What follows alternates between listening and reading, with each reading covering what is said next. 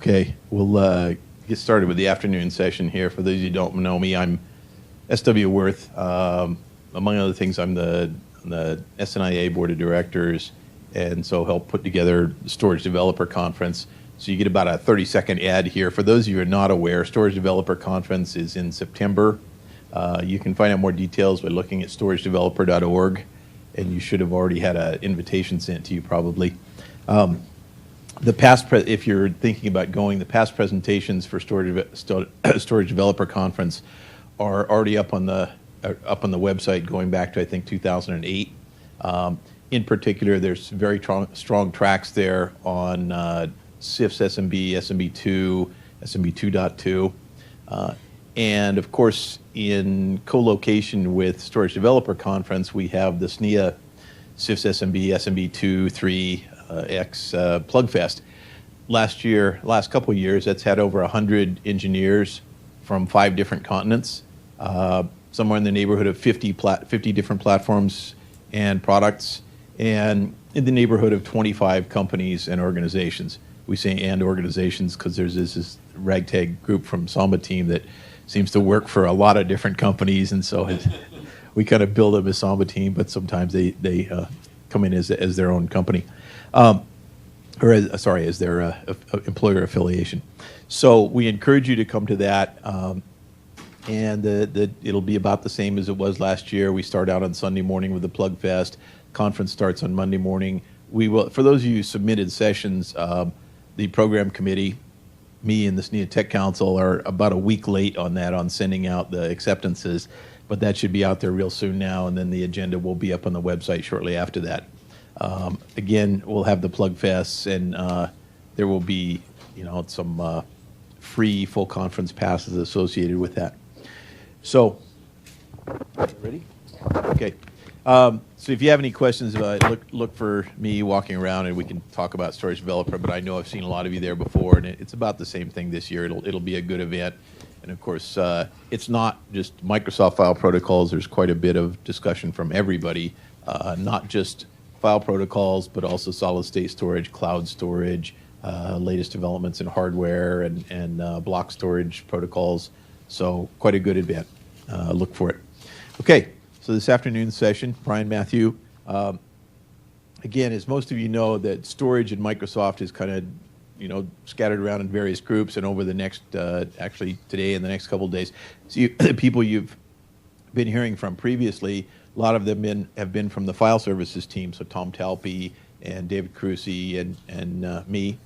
And there's also later on the program people from SQL Server, which is a separate, its own chunk of business. Also from Hyper-V, all those are in the server and tools and server and cloud org.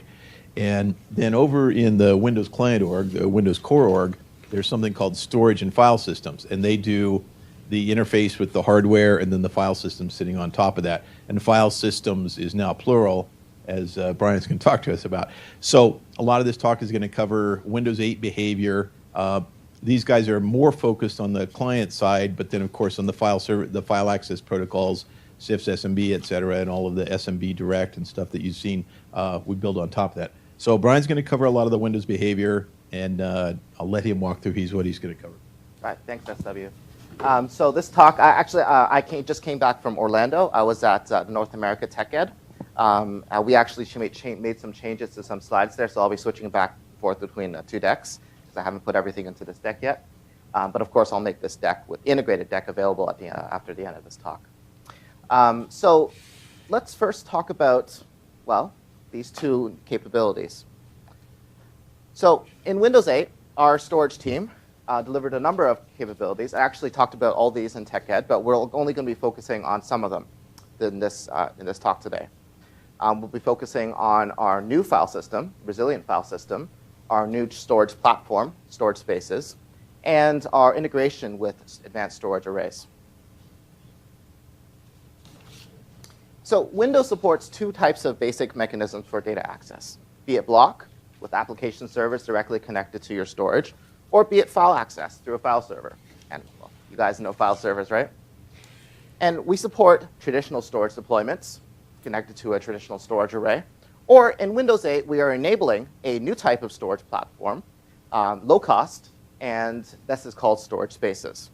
So we have delivered capabilities for both sides. We have capabilities for traditional storage arrays, and I'm sure you've heard of it, offloaded data transfers and thin provisioning. And we have a new storage platform, storage spaces. We'll just briefly talk about storage spaces in this talk. It's really local, and it's more of a, this is what we're doing, Windows 8 sort of thing.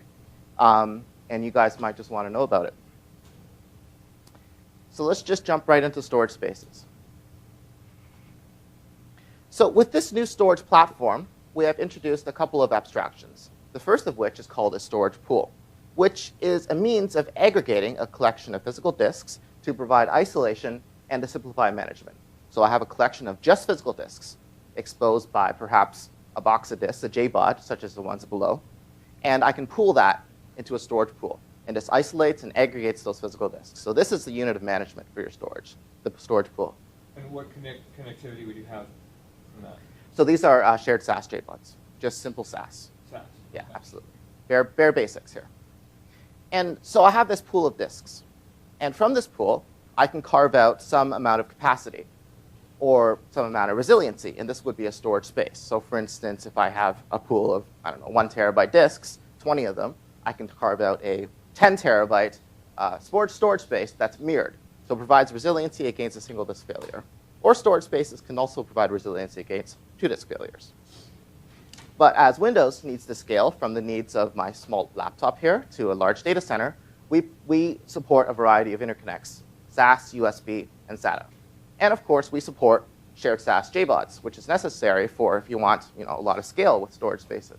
And there's a variety of JBODs available on the market today from many of our partners. By utilizing flexible commodity storage of differing configurations, we enable a very simple deployment model. So where you can create virtual disks, or in other words, spaces, and with different capabilities depending on your workload needs. So these virtual disks are integrated in Windows. Even though they're just virtual objects, they appear as Windows as just disks. So again, this is local only, but they're just disks to Windows. So all applications seeing that storage just sees a disk. So it's no different than anything else today.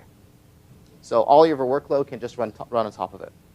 And you can deploy these disks as physical or virtualized servers, or again, being accessed over a file server. And storage spaces has most of the capabilities that you would expect from a business-critical storage solution. Resiliency to media failure through mirrored and parity spaces, supporting 2-way and 3-way mirror. We support hot spares in the pool. We also support thinly provisioned spaces, such that you can simply, I can allocate some space ahead of, I don't have to allocate space ahead of time for my storage needs, and I can just add capacity in as I need it in the future. But uniquely, and this is really our segue into REFS that I'll talk about in a moment, we provide a unique ability in storage spaces to be able to look at, to be able to inspect, to be able to provide an API, to be able to expose the multiple data copy that Spaces provides. So as I said, Spaces can provide up to 3 data copies. With these sets of APIs, you can actually query, applications can query each copy of the data, inspect that copy of the data to see if it's corrupted or not, and be able to tell Spaces which copy is correct so that Spaces can autocorrect, and so that the application utilizing that information will be able to utilize the right data. And I'll talk about that more when I talk about REFS. We integrate with failover clustering and CSV to provide a high availability and scale. And we are easily managed through PowerShell or the server manager. We also provide the ability to be able to provision your spaces depending on your workload needs. So for instance, if you have a VDI deployment or something like that, you can utilize SSD media for your high IOP space, for your high IOP golden images, and you can utilize, say, 10K or 15K RPM disks for your differencing disks or your user data. So we're very flexible in that. Just quickly running through some deployments here. This is a standalone, so you have some single server with direct attached JBODs. You have some spaces and you have some workload. And of course, you have to accept a certain amount of downtime if there was a single server to fail, but this is just a single non-cluster deployment. And most customers deploy this today. But Spaces also supports cluster deployments if you want to scale. And here you have multiple servers connected to a shared SAS storage. So these JBODs have multiple ports at the back. So each server can see the same storage. If one of the servers were to fail, then simply one of the other servers would be able to take over that path. And this unit here is called a deployment element. So you can easily expand by adding more deployment elements. And most cluster workload, you can just move off the node that it's running on using, for instance, with virtual machines, you can use live migrate.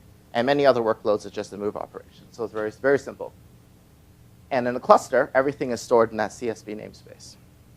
So even though you have multiple servers and multiple storage, you just have one namespace to talk to. And that's what failover clustering can do. And Spaces supports deployments at even more scale. So you can take that single deployment element and expand it sideways, and your workload still runs in that CSV. And it's all highly available. So just really quickly running through all this, because I know this is local only. Yes, sir? So things like mirroring and data copies and such, so who is doing it? Like, I mean, is there a filter that is copying files back or copying blocks? So Storage Spaces is a new storage platform. It replaces, or it's a, not necessarily replaces, it's an option of utilizing, instead of utilizing a traditional storage array. Windows does all the resiliency for you. You take a bunch of disks, just disks from a JBOD, and Windows creates your storage pool, Windows manages your storage pool, and you can create your storage space from that. And Windows handles all of the resiliency. All the resiliency, all the provisioning, and, well, Windows does all the performance work. Yes, sir? Okay, so in the Linux world, we've had the MD device for ages, where we can, we do everything in software. Sure. I'm trying to understand, the one thing I've heard that is possibly new, I don't know if it's unique, but it's possibly, it's certainly new for Windows, is that ability to do the inspection and try to figure out which piece is bad. Yes. If you have multiple. Otherwise, we're just talking about moving the management of the array to the Windows server that's actually accessing the array. Isn't that it? With storage spaces, you're not dealing with an array, you're just dealing with a JBOD. You're just dealing with physical Right, disks. but that's what I'm talking about. You're creating an array out of your JBOD, but you're creating it on the Windows side. Yes, absolutely. You're creating on a Windows side. So it's really the same as an MD driver would be. Well, it provides Windows customers capabilities to use something other than what they would traditionally might deploy. Okay. Yes. But yes, you are correct. Okay. But you are correct that we do provide the unique ability for applications that have an inherent knowledge of the integrity of their data. So for instance, an enlightened database app puts checksums on their own blocks. Yeah, lots of apps do that already. Absolutely, lots of apps do that. Storage Spaces provides those apps the ability to look at all the copies, find out which one's right, and use the right copy. And tell Spaces which copy is the right copy. That's only if they don't match on the disk. Correct. So Absolutely. why would they not match on the disk? Are you creating some sort of snapshot, or are you using some sort of other resiliency mechanism, or what are you doing? So if the copies don't match between the disks, that means something happened between the time you wrote that data and the time you read that data. Right. Bit rot. Something could have flipped on the disk. Right. Who knows what happens, really? Or, I mean, you could have wrote to the disk, and the disk could have written something else. Right. And that really happens today. I mean, with the sheer amount of data that we're writing, I mean, the sheer amount of data that we're deploying, it happens. And we have to deal with that. Okay. And just jumping right into REFS, because that's what everyone seems to be interested in. So this is the meat of our talk. Our customers asked us for a file system that focused on scalability, availability, and data integrity. And we have delivered this with the resilient file system, which REFS for short. So a little background. Like I just said, storage continues to grow at an unbounded pace. We deploy so much storage today that corruptions are no longer the exception, but are commonplace. And we need to acknowledge this and deal with it accordingly. So we built REFS from the ground up to guarantee the integrity of your data through resiliency to corruption, regardless of software or hardware failures. But more than that, REFS is really a different file system. It's scale at a different design point than NTFS, supporting billions of objects, efficiently supporting billions of objects. It's availability at a different design point, again, than NTFS. There's no more check disk with REFS. And it's integrity, protecting and auto-correcting your data.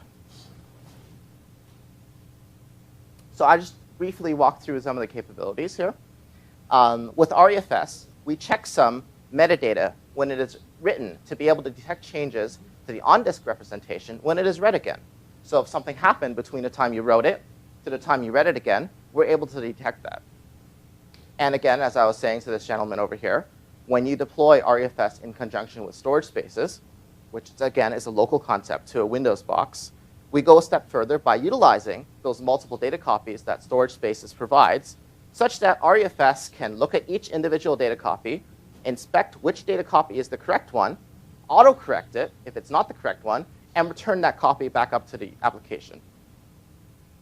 And metadata is always protected, but we optionally protect user data. So are you saying that REFS, see, because the upper line was always true for NTFS. The lower line, are you saying that without storage spaces that is not true? You mean the autocorrect portion? Or The data, the user data corruption is also detected.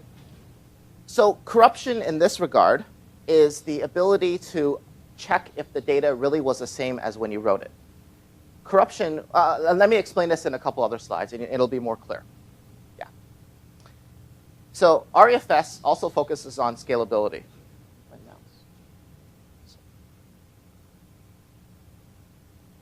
And we can support petabyte plus data sets comprising of billions of files.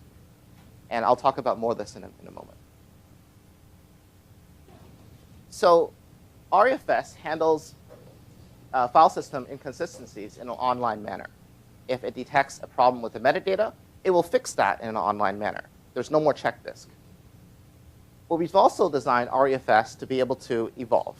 And while it delivers a powerful set of capabilities now, things change in the future. And we designed it to be able to efficiently evolve for new data sets, new devices, and new access patterns. Talking a little bit about integrity, we utilize allocate on write. And this helps eliminate a class of corruptions that arise from utilizing in-place updates. So if I were to, for instance, update some metadata in place, some disks, with the sheer amount of data that we're deploying, it just so happens that the data can not be consistent with what you actually just wrote. And this is just a fact of that we're deploying so much data. We're hitting that error percentage that you get with modern storage devices. And we utilize checksums, as I mentioned before, to be able to detect changes to on-disk representation since the data was written. And of course, we can configure, if you want to be able to utilize this integrity checking for your user data on a per volume, per file, or per folder basis. So this is just looking at the different. Yes, sir. Can you just go back a slide? Yeah. Can you explain a little more by what you mean by allocate on write? Are you talking about metadata there, or? So we're talking about how how REFS would allocate space for either metadata or user data when we do a write. So instead of just looking okay, let me back up a little bit. When you update a file, traditionally you just look at the place that data existed and update that in place. Yeah. The problem that can actually cause more corruptions. So what REFS does is we use our allocators to be able to find a new block on a disk, a potentially unused block, or at least unused from our perspective, and use that new block instead of going back to that old block and updating that. Okay. So how does that play into, because this is something that's Copy on interesting. write. You're doing copy on write. Oh, okay. Copy on write, right? Right. Your copy, So when you how write to a block, you're going to make a new copy and leave Yes. the old in place. Absolutely. So how does that play into pre-allocation strategies? When you create a file or you set an allocation size to guarantee that there's always going to be that amount of data on disk? Actually, Matt might be able to help with that question. So the NTFS API, or the APIs that you use to do things like pre-allocation, all Yep. that is unchanged. It's just the underlying mechanism Okay. that has changed. So theoretically, you could eventually get to the point where you'd run out of space to do copy on write. Oh, sure. Yes, but that's Yeah. you can run out of space on any file system. Well, no, because once you've done pre-allocation, then you've guaranteed that you've got that amount of space. quality of service guarantee. Yes. Right, And there are applications that basically will do pre-allocation because they want to make sure that they will never into a write fail. right, and so essentially the state machine essentially looks like, over time, you will start reusing. It's not, Oh, okay, it's not a right. write So once, it's- never yeah, got it. reuse. Yeah, yeah. So you do So it's not reuse like a lock previously file system, allocated yeah. but deallocated blocks. So Okay, there's a see- sense of what's, The sense of what's fresh and what's, yeah. exactly. So, Okay, yeah, yeah. in that sense, it's like any other system. Right. Please, No, LRU. okay. Sorry. Yeah, no, in that case then, because you're allocating new blocks when you're writing, copy and write, is this better tuned for an SSD type environment than it would be for a traditional disk? So, are you going to talk about the allocated or? I just briefly talk about it. Yeah, so essentially, REFS has certain design attributes that take SSDs into account. NTFS, for example, when you create a file, you'll be writing to 5 or 6, 7 different pieces of metadata on the disk. With REFS, Hey Matt, can you use the mic and can you introduce yourself? yeah, sorry. And don't stalk all over Brian either. He's doing a good job. No, I'm trying to get out of Brian's way. So sorry for that. My name is Matt Garson. I work on the storage and file system team with Brian. The question was about whether REFS is tuned in any way for SSDs. The short answer is that REFS's design takes into account devices like SSDs, and so there are certain efficiencies when it comes to the way in which we write data, where relative to NTFS, we do so with fewer IOs, and there are certain other aspects around being able to write data in a more granular fashion, which takes into account SSD behaviors like wear leveling and things like that. Thank you, Matt. Thank you very much. To protect against latent corruptions, or in other words, corruptions that occur in the media between access, like I mentioned before, we have an integrated scrubber that actually works for both REFS and NTFS, but there are key behavioral differences. And perhaps this slide will help you better understand both systems. So with NTFS, what the scrubber does is it verifies all copies can be read. Now this is corruption from the NTFS point of view. If I can't read my copy of the data, at least a copy of the data provided by storage space, one of the copies of the data, or perhaps just a copy of the data provided by a regular volume here, then this is considered a media failure. And this is a class of corruption. So when NTFS sees a media failure, or when the scrubber on NTFS volume sees a media failure, we'll get an alternate copy of the data. So if this guy can't be read, we'll use one of these 2 copies. And that's what corruption is from the NTFS point of view. And this is great. This works absolutely great. But there's certain other classes of corruption, such as latent corruptions, that we experience today with the sheer amount of data we're deploying. With REFS, scrubber verifies, it goes a step further by verifying the checksums on the data. We not only check if the data can be read, but we also make sure the data is actually the data you wrote by utilizing those checksums. So we inspect the checksum on all the copies of the data, and if an inconsistency is detected, we'll trigger autocorrect and return a healthy copy of the data. So we protect not only, we try to protect not only against propagating corruption here, but also against propagating corruption in the actual data set itself. Oh, and scrubber works in the background on your volume, and it'll just continually go through and check all of your data to ensure that there's no inconsistencies. So there was something about tone rights being avoided in VFS. Okay. Where is that in all this? So when a torn write happens, you can just get inconsistent data, and that's checked with you protect against that with the checksumming ability. With a torn write, you're not necessarily going to get a bad data block. You're going to just get inconsistent data. Does that make sense? From what I read somewhere, VFS was an attempt to mimic what ZFS did. And one of the things that ZFS did was to do this copy on write so that there was no clone write. And Okay, I see what you're saying. yeah, Right. Maybe he can answer that. I So, don't know. so when you do a write, you don't want to destroy the previous copy of the data. And that's what allocate on write does. So you allocate it somewhere else. So you don't, if you're, for instance, what it was inconsistency, or If the system went down during that write, or something happened to the storage, you don't destroy the old block. That's just what allocate on write system does. But if the write was incomplete, or if something happened to that storage, we're able to detect that data wasn't actually completely written or was written wrong. And we can check that afterwards. Or if something just happened to the disk. I don't know. Something just happened. A neutrino hit it. I don't know. Something happened to my disk. Something happened to that block, and it's just not the same as before. REFS goes a step further by making sure the data is the same. NTFS just makes sure the data can be read. Just make sure there's no bad blocks. So the answer is yes, that REFS prevents torn writes. Brian's describing it in detail, but yes. The answer is REFS prevents torn writes and another set of sector-related errors, Yes. lost, misdirected writes as well. So if you just go back and fix up the tree that points to which block, you wouldn't point to the old blocks and return error or whatever. In that case, is that correct? So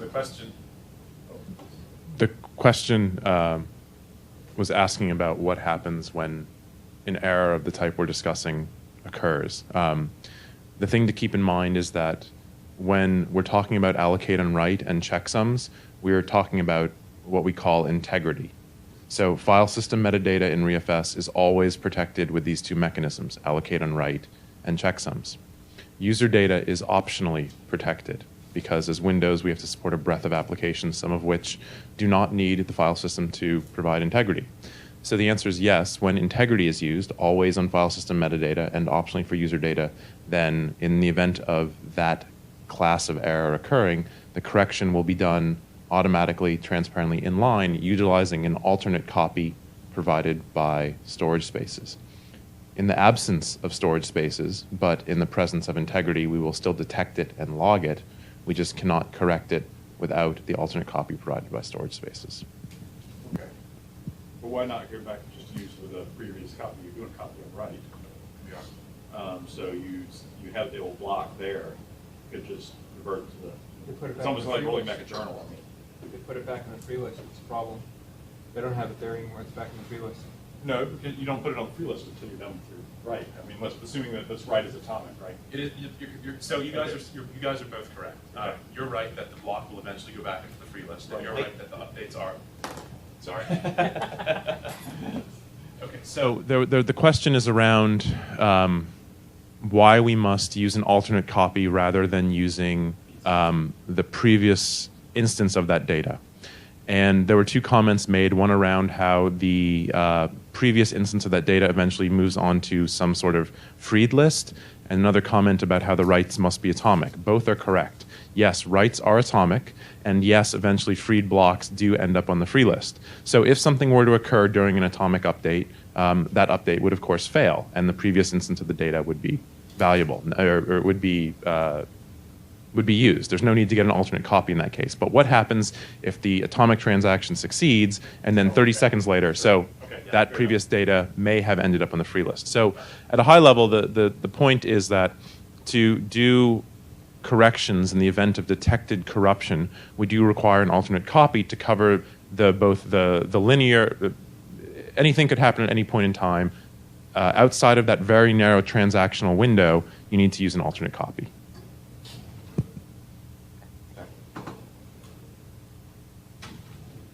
So for scalability, REFS uses B plus trees for all metadata. And we actually do embedded B trees so that you have a B tree for your root and embedded B trees for all your subdirectories so that at each layer, you can really have the same amount of scale or a similar amount of scale. And by utilizing these types of data structures, we scale beyond what was previously possible with NTFS, or at least what was previously possible to be achieved efficiently with NTFS. And as Matt mentioned before, simple file system operations, such as a create, with REFS, it's a lot more efficient. We only touch 2 or 3 files. With NTFS, it was potentially could take a longer time by utilizing 6 or 7 operations at a time to do, for instance, a simple create. We also have a hierarchy of allocators. So we have allocators for different size data. We have small, medium, and large. And this happens in an automatic manner. So if we detect that your data is coming in at a rate, at a large granularity, we'll be able to utilize a larger allocator so that we ensure that you at least have some sense of locality for your data. AppCompat. I'm sure you guys are all interested about this. So when designing REFS, we've tried to build on NTFS's 20+ years of AppCompat. And while REFS uses most of the upper layer, so we have our upper API layer for access, FS controls, create file, Win32, all that stuff, we pretty much took out the on-media store for NTFS, replaced it with MinStore, which provides all the new capabilities that we mentioned before. So most of our upper layer APIs between the two file systems are similar. All the bottom level stuff is completely new in REFS. And again, by doing this, we support the majority of existing Win32 APIs, but there are certain features that REFS does not support. And some of them are intentional, for instance, short names, and some of them are a matter of, or in this initial release, scheduling, to be honest. We focused on providing availability, scale, and data integrity, and frankly, some things had to be cut. So here are a small list of the features. Yes, sir? Can you handle sparse files better now? What do you mean by better? NTFS was pretty poor at it. It always seemed like if you issued a, I come from doing I/O to the server, to like a SIF server. You have to do a write far long past the end of the file.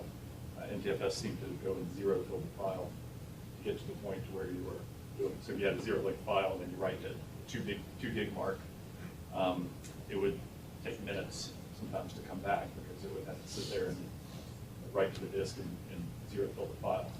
Does REFS handle sparse files better? And then can you go and do a write it? Does it actually do does it actually do sparse files now? Yes, so REFS supports sparse. I thought it'd be helpful. The question was whether the question was about REFS's semantic behavior with regard to sparse files, and a shorter question of whether REFS supports sparse files. Yes, REFS supports sparse files for non-integrity user data streams. Whether REFS's support of sparse files for non-integrity user data streams is identical to NTFS's. Okay. So what? Okay. Fair enough. Please tell me you're not putting name streams back in. I want to hear that from you guys. Name streams are dead, dead, dead. There's a question around support for name streams in REFS, and in Windows 8, REFS does not support name streams. Are There there was my plans choice. to support name streams? This is what scares me. So why does it scare? Because I have, once it scared me, because they're awful. Well, dark and I have pictures of the Windows Process Manager showing, my file.txt being run as a process because people are hiding viruses in it, and basically they're just an utter pain to emulate. So I'm really hoping that they will never come back. I'm very happy they're dead. I just, like a vampire, I want to stick a stake through that thing's heart and make sure it never comes back. We certainly appreciate that feedback. I will shed no tears if they never come back. So I just want to walk through a quick deployment, what we think will be typical with REFS, at least on a Windows system. So again, our goal is to be deployable on cost-efficient hardware. So here, in this deployment, you have guarantee of data integrity with REFS through integrity streams and checksums. We have resiliency against media failure through storage spaces. And we have high availability provided by Windows clustering. And in the presence of any one of these failures, be it failure of disks, failures of servers, some bit flips in your file system, user data access is not interrupted. And as with any new platform, we expect customers to be pragmatic about deployments. And there are some implementation limitations with REFS in this release. But again, we have focused on many of the key attributes that many of our customers want. And for the vast majority of our customers that need those capabilities, namely scale, availability, data integrity, REFS is what, we expect them to evaluate REFS if REFS is what they really want. Again, some features are not implemented in REFS, such as short names, and some features, and some as a matter of scheduling. But most of the Win32 APIs should be present, so most of your applications should just work, but of course there's no guarantee. So we expect customers to evaluate REFS first before deploying it. Okay. So when you use REFS with storage space, it's really a better together sort of thing. But of course, REFS can be deployed on any type of storage. It can be deployed on a storage array, or can be deployed on some other type of storage. It can be deployed on storage spaces. And with this new storage platform, REFS delivers scale, data integrity, and availability that many of our customers really need from a file system that can be used from now and into the future. Yeah, sure, go ahead. Just as a minor postscript to what Brian said, there's a 40-page or so document available today on Microsoft.com that describes all of the changed FSCTLs and APIs in REFS. So if you're investigating REFS from an app compat perspective, the document's available on Microsoft.com today. It's accurate as of beta.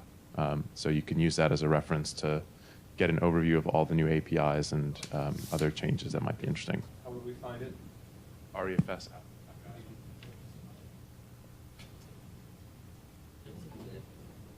I'll integrate all the links into the presentation, which I'll share.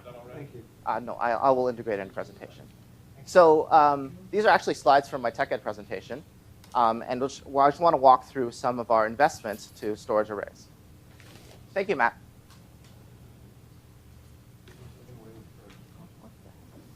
Hold on one second. Laptop's acting up. Oh, here it is. So Server 2012 works in conjunction with many of the advanced capabilities in storage arrays. Oh, yes, sir. I was wondering, are you going to have questions at the end? Because I wanted to see if we could ask some REFS questions. Yeah, absolutely. Yeah, I'll try to save a few minutes for questions. And I'll be in the hall if anyone wants to ask any questions.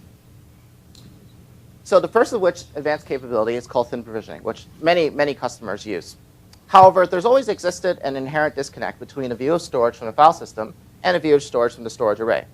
So with Server 2012, we're unifying this view.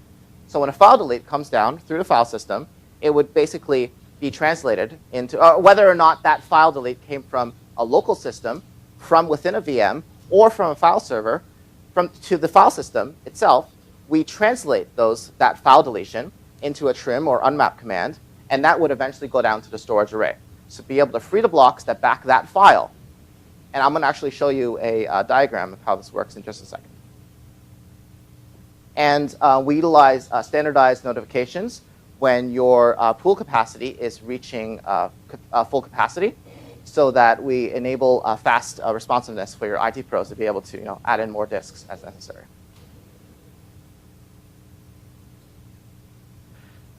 We use industry standards. We worked very closely with the standards body to be able to identify thinly provisioned LUNs in a standard manner. And optimization, notification, and identification just work automatically with a variety of storage arrays or with storage spaces. So this is how optimization works.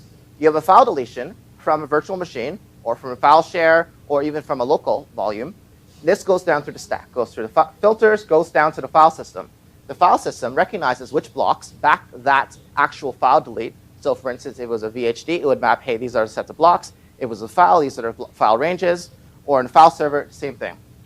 It would be translated to a trim and unmap request, which basically contain the actual blocks on the physical storage device. And that would go down to your storage device, be it spaces or be it a volume exposed by a storage array. And eventually, it'd go down to the pool. So the storage array or storage spaces can free up the capacity that back those blocks which NTFS asked it to unmap. And this really helps be able to have customers utilize your storage pool for other business needs. So if I have a thinly provisioned 10 terabyte storage volume and I want to deallocate some space, a large amount of space, for instance, if I have a few VHD files I no longer need, I'll be able to use that space for something else. The second of which capability is called offloaded data transfers. So again, we have worked very closely with storage vendors, many of you I see in the room, and standards bodies to help to develop an industry-leading capability to efficiently move data securely across machine boundaries and potentially even geo-boundaries. And this ability to move data across machine boundaries has never existed in the past. And we plumbed this capability throughout the stack, so you don't need to make a conceited effort to take advantage of it. So this is how data is moved around today. Reads and writes. We have two applications running on, I have an application running on these file servers, or these machines, and I want to move data that exists between this virtual disk and this virtual disk. And this is all controlled by the application. Today, your app would read the data from the virtual disk. The data would be returned back into a buffer in this machine. This buffer will be transmitted across some network transport. This application will write the data back to the virtual disk, and of course, you get the results back. So you have reads, you have a data transfer, and you have a write. The thing is, there seems to be some amount of inefficiency here. I mean, you're moving data out of this virtual disk into and across this network transport and back to this virtual disk. And when these virtual disks reside in the same storage, I mean, it's not very efficient. So why can't we offload this process to the storage itself? And that's exactly what we do. So we try to preserve the same philosophy of reads and writes that are familiar with apps today. But we abstract the data that's intended to be transferred with a lightweight token. And this represents a point-in-time view of the data. You can sort of think of this token as a super compressed, unchanging view of the data.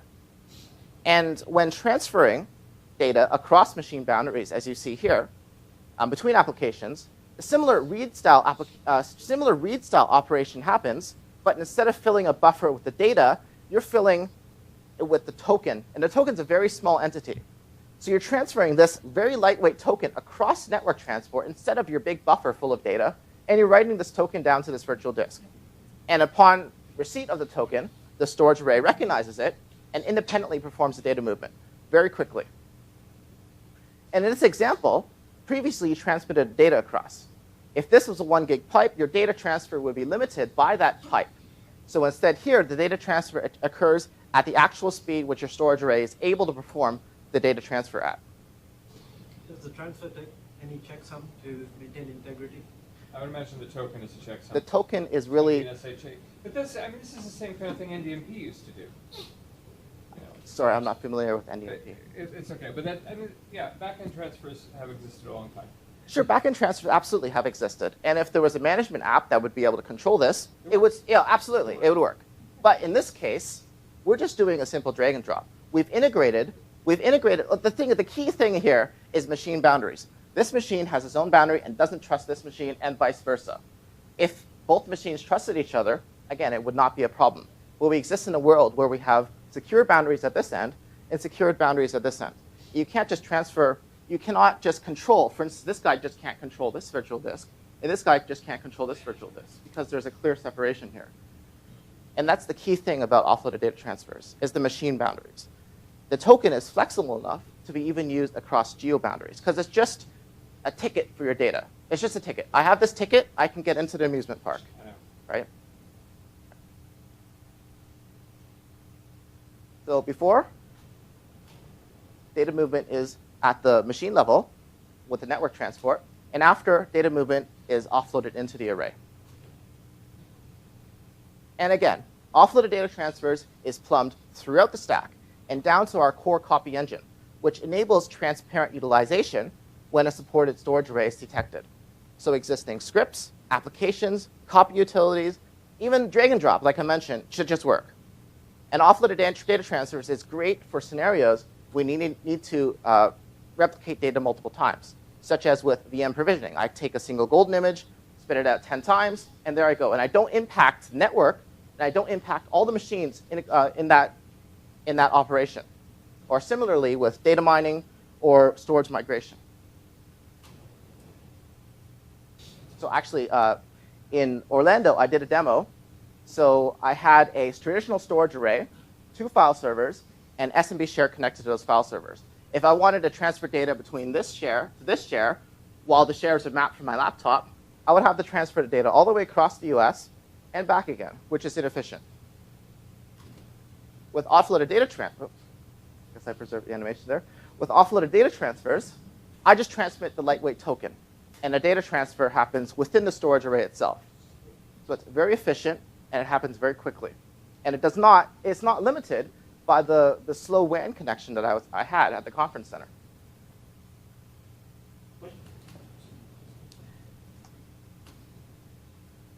So a subset of partners that have indicated support for thin provisioning and offloaded data transfers with Server 2012 is here. And we're working with many other vendors, and I see a couple in the room again. And I, of course, expect some of those vendors to announce support as they come. So either through optimized space utilization, threshold notifications, or efficient data movement, Server 2012 really takes advantage of capabilities present in many advanced storage arrays today. And all of this is documented in FSA and in FSCC. So you guys can just look at the documentation, see how the structures are formed, see how the behavior is. And actually, I wrote the offloaded one. So you'll just see how it works. So that concludes my presentation. And if you guys have any questions, I'll be here or I'll be outside afterwards. Any questions? Yeah. Yes. For the offload. Yeah. For the offload, are there new APIs for that? So we have two new file system controls: FS control offload read, FS control offload write. Offload read gets the token for the desired file range, and you get the token back in a buffer. And offload write, you give it a token, you give it a destination, and you send it down to your LUN.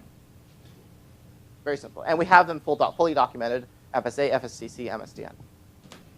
So the FSA document, which is the file system algorithm, some of you may be familiar with it from working with NTFS, Windows behaviors in particular, where it may be helpful, especially in an SMB server implementation. But that document has been published with the Windows 8 behavior updates, including FSA, and including REFS, and it also has some other file system updates. It is included in the MSDN library for the open specifications. It's not in the preview node anymore. It's actually in the documents, included in the documents. So when you pull down FSA, it does have the updates that Brian just referred to.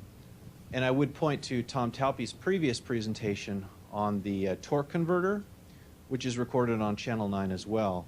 That talks about this layer between the file system and the SMB area. Actually, it's included in both. It has to do with how errors are handled and returned back up. So that's another behavior area that's of interest. So hopefully those resources are also useful to you. Yeah. So offloaded data transfers, two new APIs, and of course integration in the copy engine: FS control offload read, FS control offload write. For thin provisioning, we actually also have a new API, and that's FS control file level trim. So for instance, if I have a VHD file, just a VHD, and it has a start and has an end, but the VHD file actually is backed by an NTFS volume, even though this is an NTFS volume itself. So this could be backed by a range here, a range here, a range here. So we'll actually be able to, so when a file deletion comes to this VHD volume, it'll actually trigger a file level trim to be able to trim a portion of a file backed on that NTFS volume versus an entire file itself. So this is a new API, and we've actually documented this in I believe, FSA and FSCC. So you can go take a look at that and see how it behaves. This is, again, a new API. Yes, sir? So you wrote there that you have integrated this with RoboCopy. Yes. I mean, you identified a couple, 3 applications. So what is it that they did? I mean, all they must have done is use this FSCTL, right? So we did the changes to the core copy engine. In other words, copy file 2, copy file EX. And many applications already use those copy APIs. So as long as your application uses copy file 2, copy file EX, you'll be able to transparently utilize offloaded data transfers. So it's not like you've actually changed RoboCopy. Correct. Okay. And not like you actually have to change your scripts or most of your applications. As long as you use copy, it should just work. And we thought this was a key point in developing ODX. I mean, we can provide the APIs all we want, but the problem is people having to change their apps to take advantage of it. So by just changing the underlying copy engine, drag and drop, robocopy, and most things should just work. And other applications, such as virtual machine management applications, can utilize the copy engine, or they can utilize the APIs, although we would recommend them use the copy engine. I mean, our copy engine has undergone years and years and years of tweaking, and designing a new copy engine is not exactly the easiest thing to do, as I'm sure many of you are aware. Are there any more questions? Yeah, so 4 questions. On the last one you just brought up, does the file server use copy file? Does the file server use copy file? Yes, it does. Okay, so It's just a file server. It's just a folder with a bunch. You can have a handle to it, and you can do any Win32 operation to that. Any supported Win32 operation to that. So if a user already has a file handle, and that file handle is actually on SMB volume, that you can just use that in a copy file operation. I guess what I'm getting at is that in SMB3 we have a we still have the copy chunk, so we can express a handle and arrange and copy that, and that'll transparently, if copy file is used at the target end, transparently take advantage of this. Yes. But it also looks like the T10 extensions are in there for the offload copy for SMB3 to use, and I'm wondering, sort of as an implementer, when the redirector would want to use, use these directly, rather than use the older way, which is going to fall into the copy file API naturally on the server side. So you want to use this when you're copying between 2 different SMB shares, potentially residing on 2 different. You definitely want to use it when you have 2 SMB shares on 2 different file servers. Copy chunk won't work there. You're transferring across machine boundaries. Even if you have 2 file shares on the same file server, but if you're backed by some intelligent storage array, you still might want to use it there because you don't impact the memory of the file server itself. It's really dependent on your implementation. You can choose. But that should be transparent. So the file server should know this and call copy file, and the copy file API on a single system, on a single server system, the copy file API should know. The copy file API will use offload before it uses copy chunk. However, when you're implementing it yourself in your own products, you can choose to do it either way. Does that make sense? I mean, the behavior from an application point of view is that my data got copied across, nonetheless. If you want to take advantage of those capabilities underneath the storage, underneath your system, then you can definitely do that if you want to. I mean, I guess the interesting question will be whether the redirector uses the T10 style, uses the copy offload ever. If it uses copy chunk always because the server is smart enough, then that's good enough. But if the redirector ever has cases where it knows more, I mean, it almost sounds like there's no reason to ever use the block copy that you're doing here, if the copy file API is smart enough, if the file server is smart enough, because just let the file server do it and figure it out. But the copy operation happens at the speed the file server can do it, and also your memory is impacted as well. The storage array underneath you could, for instance, just do a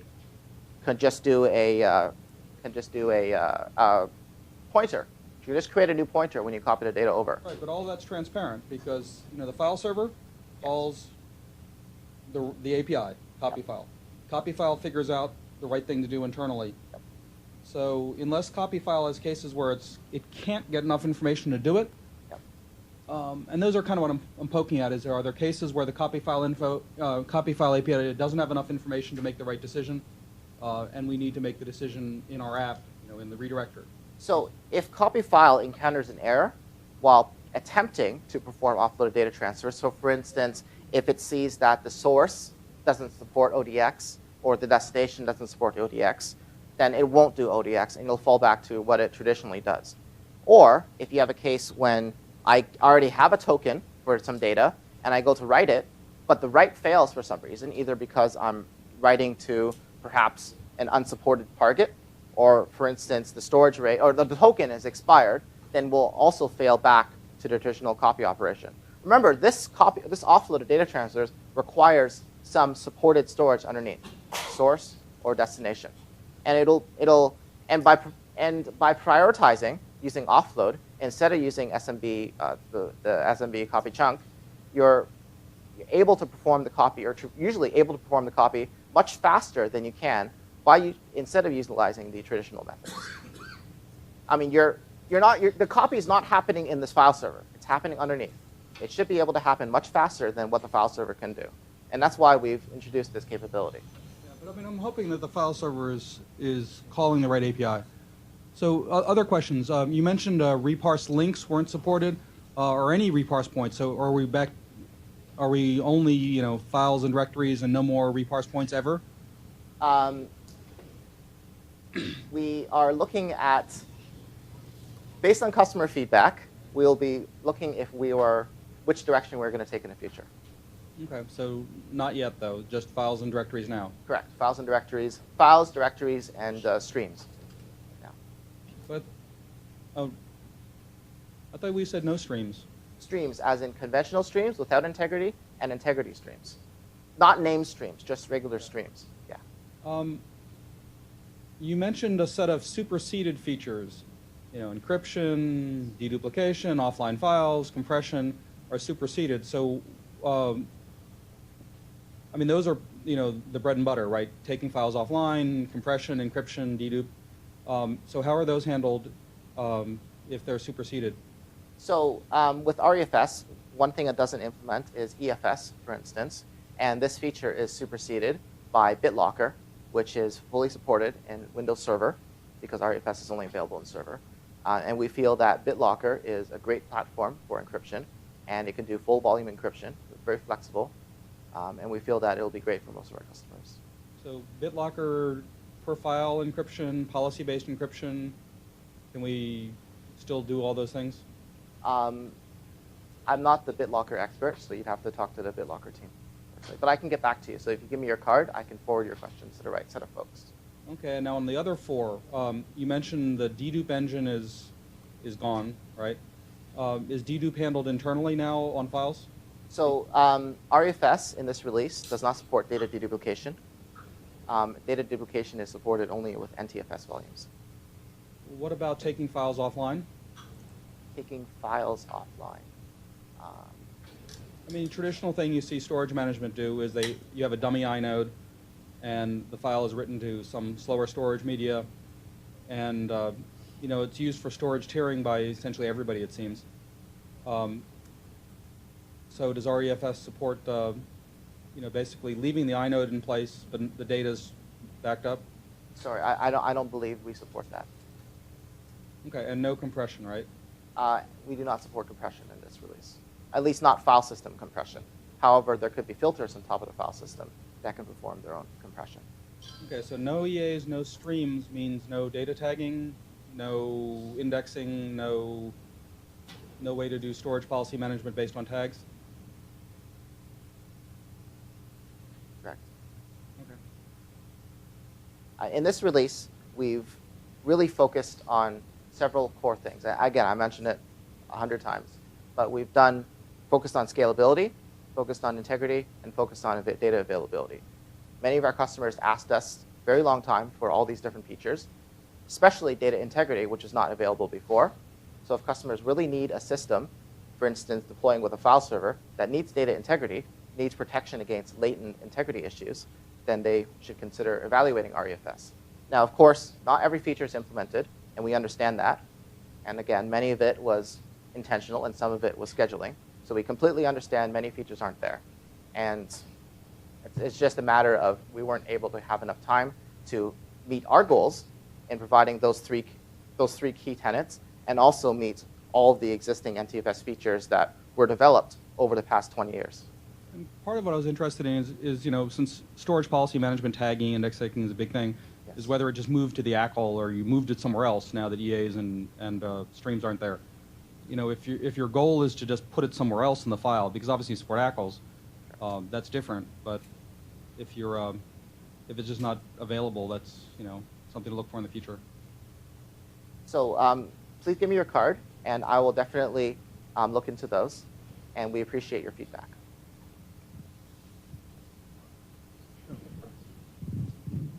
I think we're out of time, and I'm being warned by SW there. So if you have any more questions, I'll be outside or I'll be at the front. Yeah. Thank you so much.